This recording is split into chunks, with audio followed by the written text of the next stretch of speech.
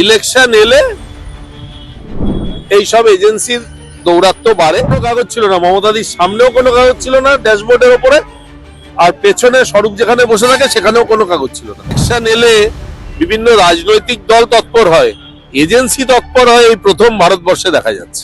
একটা সাদা টাওয়েল ছাড়া আর কিছু ছিল না। সারাদিনের ঘটনা এইটুকুই বলতে পারি, ইলেকশন এলে এই সব এজেন্সির দৌরাত্ম্য বাড়ে। এটা মানে খুব কিছু সমীচীন কিনা আমার জানা নেই। সারা বছর আছে, 5 বছর 365 দিন আছে, সেখানে ইলেকশন এলেই এই সব এজেন্সির হুটো চাকা বেড়ে যায়, আপনাদেরও কাজ বাড়ে। এইটাই দুর্ভাগ্যের বিষয়। ইলেকশন এলে বিভিন্ন রাজনৈতিক দল তৎপর হয়, এজেন্সি তৎপর হয়, এই প্রথম ভারতবর্ষে দেখা যাচ্ছে। ইডি তো তাদের প্রেস রিলিজে সম্পূর্ণভাবে বলে দিচ্ছে তাদের সঙ্গে এই ঘটনা মানে রাজনীতির কোনো সম্পর্ক নেই। তারা একটা আমরাও ইডির সঙ্গে কোনো রাজনীতি তো বলতে চাইনি। ইডি তো আজকে ইডি তো আমি যতদূর আমার শিক্ষাগত যোগ্যতা, ইডি কোনো এফআইআর করতে পারে না। কোনো এফআইআর কোথাও থাকলে সেটাকে কেন্দ্র করে অথবা মহামান্য আদালত যদি নির্দেশ দেয় সেই কেন্দ্র করে তারা ঢোকে।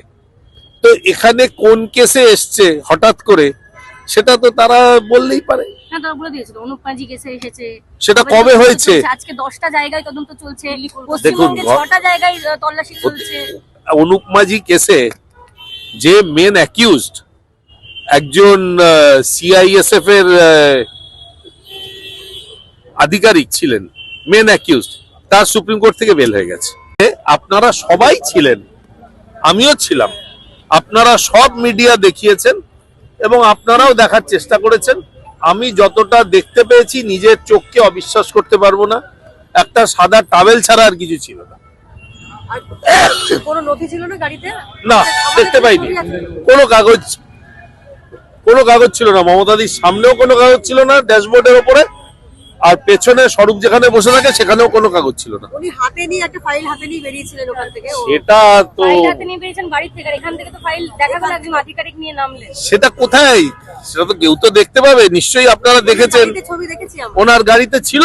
হ্যাঁ, ছবি আছে। মানে উনি যখন বেরোচ্ছিলেন সেটা ছিল গাড়িতে? বেরোনোর সময় আমরা দেখিনি। তাহলে পিসি সরকার। আরো ভালো ভালো খবর দেখতে সাবস্ক্রাইব করুন বাংলা হান্টের ইউটিউব চ্যানেল। বাংলা হান্টের আরো খবর দেখতে নজর রাখুন। বাংলা খবর মানেই বাংলা হান্ট।